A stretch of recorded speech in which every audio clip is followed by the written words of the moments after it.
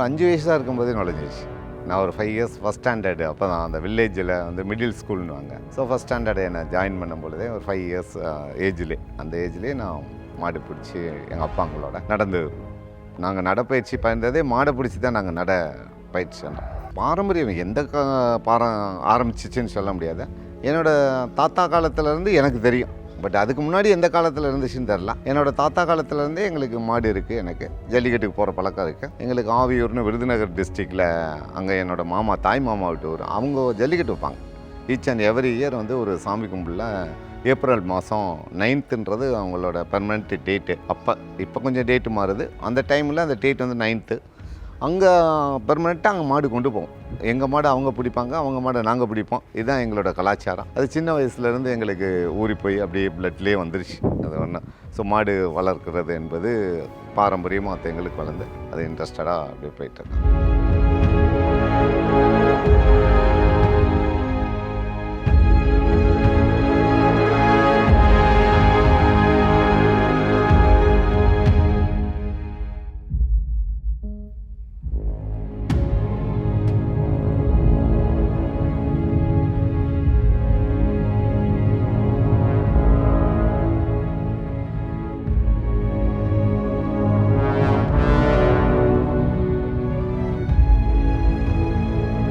எங்கள் மாடுக வந்து பல வருஷமாக பல ப்ரைஸ் அடிச்சிருக்கு. சைக்கிளு, பீரோ அந்த மாதிரி. பட் 2024 எங்களுடைய வாழ்க்கையினுடைய பொன்னான வருடம்னலாம். ஏன்னா பார்த்தீங்கன்னா இது வந்து தேனி டிஸ்ட்ரிக்ட் ஐயம்பட்டின்ற வில்லேஜில் எஃப்செட் இந்த பைக்கு வந்து ஃபஸ்ட் ப்ரைஸ் நாங்களே எதிர்பார்க்காம வந்தது. அந்த நந்தா மாட்டுக்காக கொடுத்தாங்க, அது விளையாடினதுக்காக. அதாவது நாங்கள் வந்து அந்த ஜல்லிக்கட்டுக்கு போகிறதா ஐடியாவே இல்லை. வேறு ஒரு ஊருக்கு நாங்கள் பிளான் பண்ணிக்கிட்டு இருந்தோம். அந்த ஊரில் ஜல்லிக்கட்டு நடக்காதனால இந்த ஐயம்பட்டிக்கு போயிட்டோம். முதல் நாள் ரெடியாகி அங்கே போய் நாங்களே எதிர்பார்க்காம நந்த சிறப்பாக விளாண்டு இந்த பைக் கொடுத்தாங்க.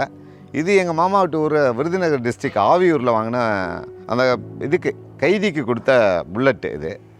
இது வந்து எங்கள் காங்கேயத்துக்கு கொடுத்த கார் திருச்சி டிஸ்ட்ரிக்டில் கள்ளக்குடியில். அது தொட்டப்ப நாயக்கனூர்னு அந்த வேன் வந்து மதுரை டிஸ்ட்ரிக்ட் தொட்டப்ப நாயக்கனூரில் அந்த காங்கேயங்காலை கொடுத்த வேன்.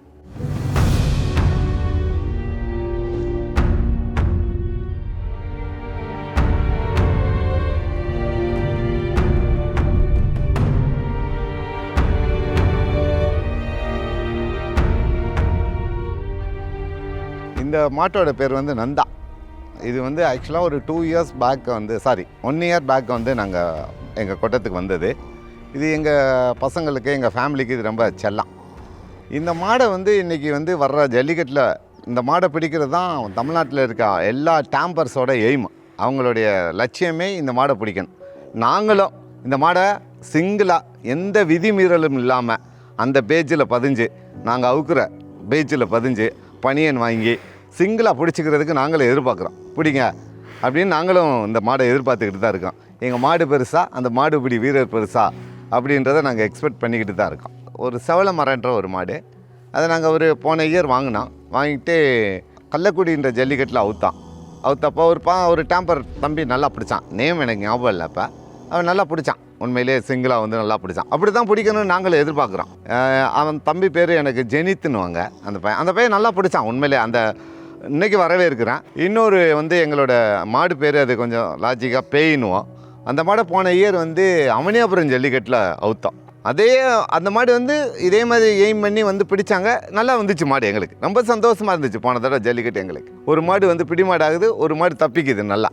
அதாவது எய்ம் பண்ணி இதை பிடிச்சி தான் ஆகணும் அப்படின்னு வந்து அது தப்பிச்சிச்சு. இந்த வருஷமும் அதே மாதிரி தப்பிக்கணும்னு நாங்கள் எதிர்பார்த்துட்ருக்கோம். அந்த செவல மறையும் இன்னும் நல்லா வரணும்னு நாங்கள் எதிர்பார்க்குறோம். எங்கள் மாடை காட்டிலையும் அவங்க தான் ஃபஸ்ட்டு என்னை பொறுத்த வரல. நான் இப்போ காயம்பட்டான் அப்படின்னா அந்த காயம்பட்ட தம்பிக்கு முதல்ல ட்ரீட்மெண்ட் எடுக்கணும்னு நினப்பேன். அது நான் சொந்த காசுலேயே எடுக்கணும்னு நினப்பேன். இப்போ கூட சமீபமாக மீனாட்சி மிஷன் ஹாஸ்பிட்டலில் ஒரு தம்பி எங்களுக்கு யாருன்னே தெரியாத அதர் டிஸ்ட்ரிக்ட் பையன் ஒரு வடமாடுல நல்லா காயம்பட்டான். ஃப்ரீ ட்ரீட்மெண்ட் கொடுத்தோம். ஒரு 2 lakhs அபோவ்னு நினைக்கிறேன். அவங்க சேர்மன் குருசங்கர்கிட்ட பேசி ஃபுல் அண்ட் ஃபுல் சிங்கிள் பைசா நாங்கள் அவங்ககிட்ட வாங்கலை.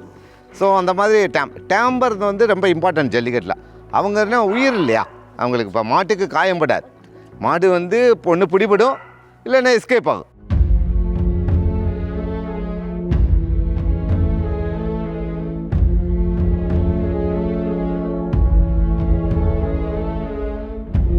ட்ரைனிங் என்பது கண்டிலேருந்து கொடுக்குறது தான்.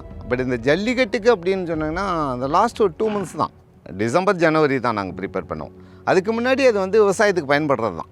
நீங்கள் விவசாயங்களுக்கு தான் போய் நீங்கள் சாதாரணமாக பிடிச்சிட்டு போய் மேய்ச்சலுக்கு விட்டுட்டு திருப்பி ஈவினிங் அவங்க வீட்டுக்கு வரும்போது வீட்டுக்கு பிடிச்சிட்டு வந்துட்டு வீட்டில் வந்து ஒரு தவிடு தண்ணி, தவிடு என்பது எங்களுக்கு அந்த நெல்லுலேயே இருக்கும். ஸோ அதில் அப்படியே பண்ணிக்கிறது தான். மற்றபடி இந்த 2 months தவிர மற்ற மந்த்ஸ் வந்து பெருசாக நாங்கள் அதுக்கு ஸ்பெண்ட் பண்ணுறதில்ல. ஒன்லி டிசம்பரில் தான் ஸ்டார்ட் பண்ணுவோம். ஸோ ஜனவரி 15th அந்த 45 days தான். ஸோ அந்த 45 days ட்ரெயின் அப்பில் வச்சுக்கிடுவோம். அதுக்கான ஃபுட்டும் நாங்கள் அதுக்கு கொஞ்சம் எனர்ஜியாக கொடுக்க ஆரம்பிப்போம். ஸோ அப்படி எனர்ஜியாக கொடுக்குறது வந்து கொஞ்சம் இந்த இன்கம் சோர்ஸ் உள்ளவங்க தான். இன்கம் சோர்ஸ் இல்லாதவங்க ரன்னிங்லேயே வந்துடும் அது. பட் இதெல்லாம் எங்களோட என்ன சொன்னால் எக்ஸ்ட்ரா ஒரு ஈகர் தான், ஆசை தான். அவங்க சாதாரணமாக வளர்க்குறவங்க மாடும் பாயும், ஒன்றும் ஃபீட்டு அதிகமாக கொடுத்து எனர்ஜியாக கொடுத்த மாடு தான் அங்கே பாயும்லாம் கிடையாது. நாங்கள் இப்போ கூட ஒரு மாடு போய் தஞ்சாவூரில் பார்த்தோம். சாதாரண ஒரு 65 years old மேன் சிங்கிளாக இருக்கார். அந்த மாடை நாங்கள் 10 லட்ச ரூபாய்க்கு விலை கேட்டேன், தரமாட்டேன். அவர் வச்சுருக்க ஃபுட்டு பார்த்திங்கன்னா சாதாரண தவிடும் புல்லும் தான். 10 லட்ச ரூபாய்க்கு விலை கேட்டால் என் மாடு என்கிட்ட தான். அவர் ஜல்லிக்கட்டில் அவுப்பாரான்னு கூட எங்களுக்கும் தெரில. 2 ஜல்லிக்கட்டில் வந்தது, மாடு நல்லா இருக்குடா போய் பார்ப்போம் தம்பிங்களான்னு போய் நேரடியாக போய் பார்த்து தரமாட்டேன். இன்னொரு அதே மாதிரி ஒரு 2 years பேக் எங்கள் பசங்கிட்ட கேட்டிங்கன்னா தெரியும், ஒரு சாதாரண மேன்சன் இந்த கொத்தனார் வேலை பார்க்குறான். அவர் விஜயபாஸ்கர் மினிஸ்டர், அப்போ மினிஸ்டராக இருக்காருன்னு நினைக்கிறேன். அவரும் அந்த மாடை விலை கேட்டார். ஆக்சுவலாக கேட்டு அவருக்கு அவன் ஒய்ஃபுக்கு வந்து சத்துணவு அமைப்பாளர் வேலை தர்றோம், ஒரு வீடு தர்றோம், எங்களுக்கு மாட்டை விலை கொடுங்கன்னு கேட்டாலும் தரல. ஸோ இப்படி நல்லா அதோட பிடிப்பாக இருக்கிற ஃபேமிலியெல்லாம் இருக்குது. அப்போ தான் எங்களுக்கெல்லாம் வெக்கமாக இருந்தது, பரவாயில்லடா இவ்வளோ தூரம் அவங்க இருக்காங்க. ஸோ இதை என்கரேஜ் பண்ணி கொண்டு போகிறதுக்கு தான் ஆளை காணும்.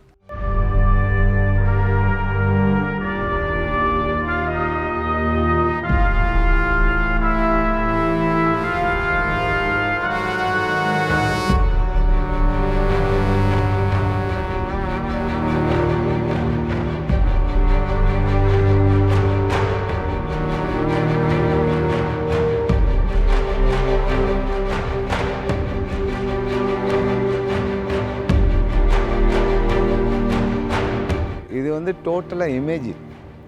போதையை வந்து மாட்டுக்கு கொடுக்குறோம் அப்படின்றது இமேஜின் தான். நாங்கள் இவ்வளோ புறம் எங்கள் பிள்ளைகளாக வளர்த்துட்டு என் குழந்தைக்கு போய் நான் வந்து ஏதாவது ஒரு ட்ரக்கை வந்து நான் இன்சர்ட் பண்ணுவேன்னா என்ன? ஸோ அது மாதிரி தான் இது. இந்த அவுட் ஆஃப் ஜல்லிக்கட்டு இருக்காங்கல்ல, அவங்க எல்லோரும் இப்படி தான் பண்ணுறானுங்கன்ற ஒரு கற்பனை வந்து எங்கள் பின்னாடி, அதாவது எல்லாருமே ஃபிபோர் த வாடிவாசல் தான் பார்க்குறாங்க. பிஹைண்ட் த வாடிவாசல்னு ஒரு விஷயம் இருக்குது, ரைட்டுங்களா? அந்த பிஹைண்ட் த வாடிவாசல் வந்து எங்களோட நின்னா தான் தெரியும் நாங்கள் எவ்வளோ ரிஸ்க் எடுக்கிறோம். அங்கேயும் நாங்கள் எவ்வளோ அதை வந்து எங்கள் பிள்ளைகளாக க்யூ பண்ணுறோம் அப்படின்ற விஷயம் ப்ராக்டிக்கலாக வந்து பார்த்தா புரியும். அது முற்றிலும் இல்லை, இந்த ட்ரக்குன்ற விஷயமே இல்லை. பட்டு எல்லா ஃபீல்டுலேயும் இருக்கிற 1-2% அந்த 1-2% இருக்கலாம். அது வந்து எப்படின்னா எங்களை மாதிரி இப்படி வந்து ஃபுல் அண்ட் ஃபுல் வளர்க்குறவங்களுக்கு இருக்காது. திடீர்னு ஒரு ப்ரைஸ் அடிக்கணும்னு நினைக்கிறவங்க அந்த மாதிரி பண்ணலாம். ஆனால் என்னோட அனுபவத்தில் நான் சொல்கிறேன், அப்படி பண்ணினால் மட்டும்தான் மாடு விளையாடுன்றது கிடையவே கிடையாது. மாடு வந்து ட்ரெயின் அப் தான், நீங்கள் ட்ரைனிங்கில் தான் விளையாடணும். நாங்கள் இப்போ வச்சுருக்க இந்த 25 மாடு 250 மாட்டில் நாங்கள் இதை ஃபில்டர் பண்ணுறோம். ஃபில்டர் நாங்கள் ஒன்றும் டக்குன்னு இந்த 25 மாடு எழுத்தல. ஸோ நாங்கள் 250 மாட்டுக்கு மேலே வந்து எடுத்து அதை பழகி அதிலேருந்து இதை ஃபில்டர் பண்ணி தான் இதை கொண்டு வந்திருக்கோம். ஸோ அதனால் நாங்கள் ஒன்று பையாக பார்த்து வளர்க்குறதுனால இந்த ட்ரக் அடிக்ட்ன்றது இல்லை. இதோட வாழ்ந்து பார்க்கலாம், ஒரு 10 நாள் வாழ்ந்து பார்த்து அங்கே உண்மையிலே துன்புறுத்துறோன்னு அவங்க நிரூபிச்சிட்டாங்கன்னா நாங்கள் இன்னும் எங்கள் பிறகு நாங்கள் குழந்தைகளை காட்டிலே அதை பார்த்துக்கிட்டு இருக்கோம்னு சொல்லிக்கிட்டே இருக்கோம். இது வந்து எப்படின்னா சார், நம்மளுடைய கலாச்சாரம் விஷயம் என்பது அந்த அன்னைக்கு பொழுதுபோக்கு என்பது வேறு எதுவுமே கிடையாது, இதுதான். ஆனால் அதை துன்புறுத்தி பண்ணுறோன்றதில் அதிகபட்சம் பண்ணால் 3 minutes அல்லது 4 minutes தான். அந்த 4 minutesல அது தழுவுறது என்பது அதுக்கு சும்மா நம்மளுக்கு எறும்பு கடிச்சது மாதிரி கூட இருக்காது. அதுவும் திமிரத்தான் பிடிக்கிறோம்லையே வேறு எங்கேயும் பிடிக்கிறது கிடையாது. ஸோ அதனால் அந்த உழவர் சமுதாயத்தில் அவங்களுக்கு ஒரு என்டர்டெயின்மெண்ட் வேணும். எக்ஸாம்பிளுக்கு இப்போ எங்களுக்கெல்லாம் நாங்கள் குட்டியாக இருக்கும்போது இப்போ எங்கள் பசங்களுக்கு டிவி வந்ததுனால அதில் கான்சன்ட்ரேட் பண்ணுறாங்க. ஒரு ரஜினி படம் எப்படி பப்ளிஷ் ஆகி அதில் அவர் எவ்வளோ பெரிய ஹீரோவாக நடித்து அதை பற்றி ஒரு 3 months 4 months அவங்க ரசிகர்கள் அதை ரிலே பண்ணிக்கிட்டே இருப்பாங்க மைண்டில். அது மாதிரி தான் எங்களுக்கு வந்து போன தடவை நடந்த அலங்காநல்லூர் ஜல்லிக்கட்டு 24 நடந்தது. இப்போ 25 ஜல்லிக்கட்டு வரந்தொட்டியும் எங்கள் மனசில் ரீலாக ஓடும். அந்த அந்த போன தடவை இப்படி வந்திருக்கலாமே, இல்லை இப்படி நல்லா வந்துச்சுடா, இந்த தடவை வருமா, இப்படி தான் நாங்கள் பேசிகிட்டு இருப்போம். அது சம்மந்தமாக தான் எங்களோட இந்த கொட்டத்துக்குள்ளே வந்துட்டோம்னா ஜல்லிக்கட்டு சம்மந்தமாக தான் ஃபீல் இருக்கும்.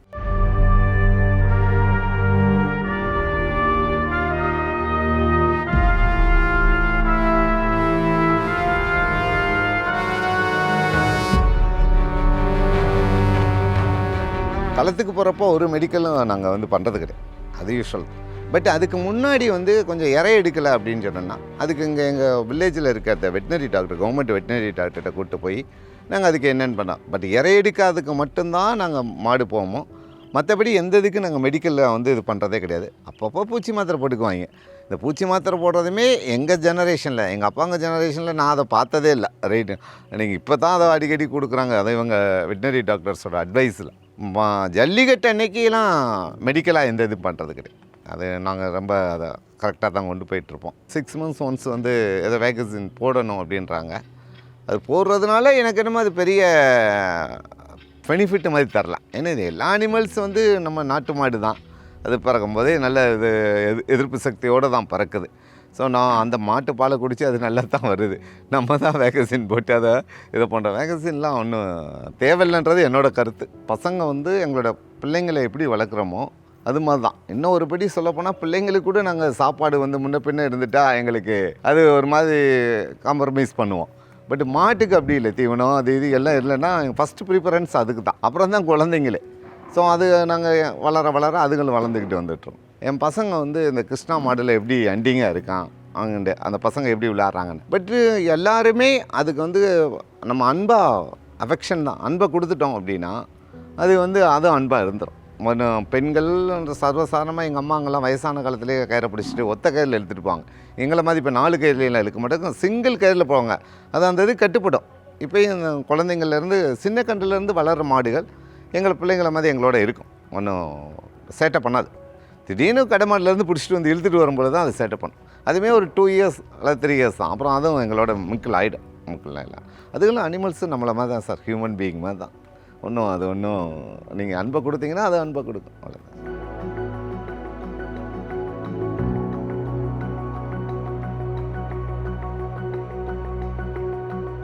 முன்னாடி வந்து அந்த காலத்தில் பார்த்தீங்கன்னா இந்த மாடு தான் வண்டி இழுக்கும், அதாவது ஜல்லிக்கட்டு மாடு தான் வண்டிக்கு உழவுக்கு எல்லாமே.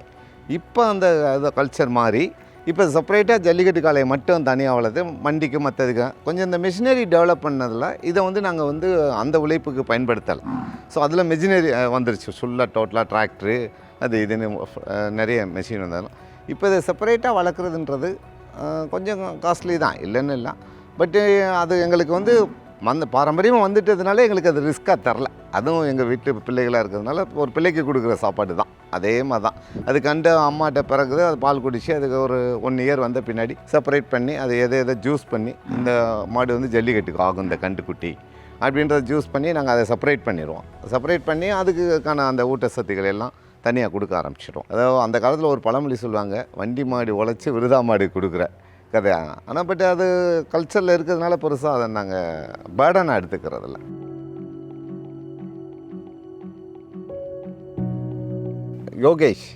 யோகேஸ்வரன் எங்கள் கொட்டத்தோட கேப்டன் இவர் தான். என்னோடய அண்ணன் பையன் எனக்கு ஆக்சுவலாக ஒரு போலீஸாக இருக்கார், தமிழ்நாடு போலீஸ் சர்வீஸில் போலீஸாக இருக்கார். இது என்னோடய 2 பேரும் ட்வின்ஸ் பாய்ஸ், என்னோடய சன்ஸு. ரொம்ப அண்ணன் பையன், இன்னொரு அண்ணன் பையன் இவர் சென்ட்ரிங் ஒர்க் பண்ணுறாரு. அவர் மாப்பிள்ளை இப்போ 10th படிச்சிட்ருக்காரு, ரைட்டுங்களா. அவர் விக்கின்னு சொல்லி நல்ல மாடுபிடி வீரர். ஸோ எங்கள் கொட்டத்தோட ட்ரெயினர் மாடுபிடி வீரர் அவர் மாப்பிள்ளை. இப்போ என்னோடய பாய்ஸ் எல்லாருமே இன்ஜினியரிங்கு போலீஸ், அவர் பின்னாடி நிற்கிறதெல்லாம் போலீஸ். ஸோ அதனால் எல்லாருமே இன்ஜினியரிங் பாய்ஸ். அதுவுமே அந்த தாட்டுமே தப்பு. அதாவது நீங்கள் படிக்கிறவங்களாம் மாடு வளர்க்க ரெடியாக இல்லாததுனால மாடு வளர்க்குறவங்களாம் படிக்காதவன் அப்படின்னு ஒரு தாட்டு தான் ஒழிய படிப்புக்கும் மாட்டுக்கும் எந்த சம்மந்தமும் கிடையாது, சரிங்களா. அதுக்கு இதுக்கு எந்த சம்மந்தம். இவங்க எல்லாம் இந்த மாடு வளர்க்குற பைப்புறவிக்க பூரா முட்டாள் அப்படின்னு. ஸோ நான் என்னோடய இப்போ மந்த்லி சேலரி 3 lakhs. எனக்கு பயங்கர ஆஃபீஸ் பார்த்தீங்கன்னா சொபிசிகேட்டடாக இருக்கும். இங்கே நிற்கிற யாருக்கும் உங்களுக்கு தப்பாக எடுத்துக்காதீங்க, உங்களுக்கு எவனுக்கு என்ன மாதிரி ஆஃபீஸ் இருக்காது. ஸோ நான் அந்த ஆஃபீஸில் உட்காந்துக்காமல் இங்கே வந்து நிற்கிறேன் அப்படின்னா எனக்கு இங்கே இருக்கிற அஃபெக்ஷன் தான், ரைட்டுங்களா. ஸோ என்னென்னா இவங்க வந்து மாடு வளர்க்க ரெடியாக இல்லாத பட்சத்தில் இந்த மாடு வளர்க்குறவங்களாம் படிக்காதவன் முட்டாள் அப்படின்னு நினச்சிட்ருக்கான். இல்லை, இது எங்களுடைய ரத்தத்தில் உரிய விஷயம். எங்களோட ஃபீலிங்கை புரிய மாட்டேங்குது. என்னை மாதிரி இருக்கான் லட்சக்கணக்கான பேர். அவனெலாம் வந்து அந்த ஃபீலிங்கை புரியாமல் அவங்க பேசுகிறது. எங்கிட்ட வர்றதுக்கு இந்த மாதிரி வளர்க்குறதுக்கு தைரியம் இல்லை. தைரியம் இல்லாமல் கோழைகளாக சேர்ந்துக்கிட்டு இவங்கெல்லாம் படிக்காதவங்க எங்களுக்கு. இன்றைக்கி என் பாப்பா டாக்டராக இருக்கா, இன்னொரு பாப்பா இருக்கா, இன்னும் 2 பாப்பாவும் மதுரையிலே விகாசா ஸ்கூல்னு, அதில் நான் ஃபஸ்ட்டு டாப் அப் ஸ்கூல் மதுரையில் ஃபீஸ்லேயும் சரி எஜுகேஷன்லையும். அந்த ஸ்கூலில் என் பசங்க படிக்கிறாங்க, நான் இவ்வளோ மாடு வச்சு தான் வளர்க்குறேன், நான் அவனே எஜுகேஷன் இல்லைன்னு சொல்ல முடியும். ஸோ அந்த தாட்டு தப்பு தான், அது புரியாதவங்க பேசுகிறாங்க.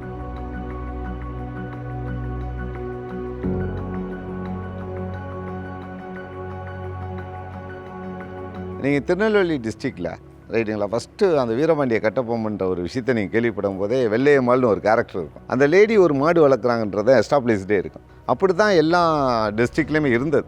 இன்றைக்கும் வந்து திருவண்ணாமலை, வெள்ளூர் அங்கெல்லாம் வேறு ஒரு டைப் ஆஃப் ஜல்லிக்கட்டு, இந்த டைப் ஆஃப் ஜல்லிக்கட்டு தான் இல்லையோ இல்லையா. பட் ஜல்லிக்கட்டு எனக்கு என்னமோ பர்டிகுலராக மதுரையை சுற்றின்லாம் இல்லை, த்ரூ அவுட் தமிழ்நாடு இருக்குது. ஏன் இப்போ போன இயர் வந்து சிலோனில் நடத்துகிறாங்க, அதே மாதிரி இப்போ வர்ற இயர் வந்து மலேசியாவில் நடத்துவோம் அப்படின்னு ஒரு செந்தில் தொண்டைமான் வந்து ஒரு ப்ரொப்போசலில் இருக்கிறதா எனக்கு ஒரு செய்தி வந்தது. ஸோ அதனால் எங்கெல்லாம் தமிழர் இருக்காங்களோ அங்கெல்லாம் ஜல்லிக்கட்டு வந்து எல்லாருக்குமே இருக்குது, இல்லைன்னுலாம் இல்லை ரைட்டுங்களா. பட் என்னென்னா இப்போ இருக்க அந்த சமுதாயம் அதை வந்து முன்னாடி இருந்ததை மறந்து, ஸோ அதை ஃபுல் அண்ட் ஃபுல் வந்து அதை என்கரேஜ் பண்ணலை, அவ்வளோதான் விஷயம், அவ்வளோதான். இப்போ நான் எவ்வளவோ கேசஸ் பார்த்துட்டு வருவான், நான் வந்தோன்னு மார்னிங் கொட்டத்துக்கு வந்தோடனே எல்லா விஷயம் மறந்துடும். இதுக்கு எவ்வளோ லட்சங்கள் இதெல்லாம் வச்சு நம்ம ட்ரீட்மெண்ட்டுக்கெல்லாம் போக வேண்டாம். ஸோ எல்லோரும் மாடு வச்சு வளருங்கன்றது என்னோடய கருத்து.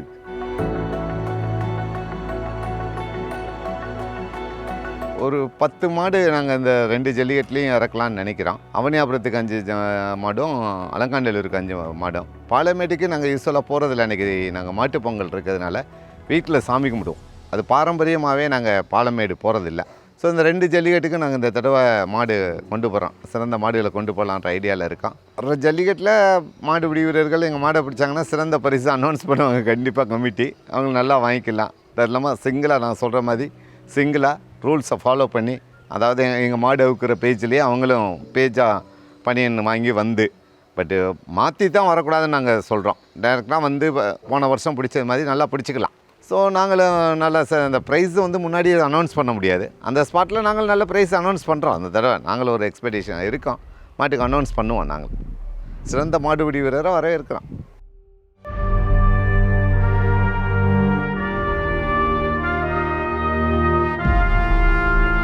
எல்லோரும் ஜல்லிக்கட்டு காலை வளருங்க, ஜல்லிக்கட்டில் பார்ட்டிசிபேட் பண்ணுங்கள். அட்லீஸ்ட் ஒரு விசிட்டர்ஸ்னாலும் வாங்க, நாங்கள் எப்படியெல்லாம் நாங்கள் பார்ட்டிசிபேட் பண்ணுறோன்னு பார்த்துட்டு அதை எங்களை என்கரேஜ் பண்ணுங்கள்.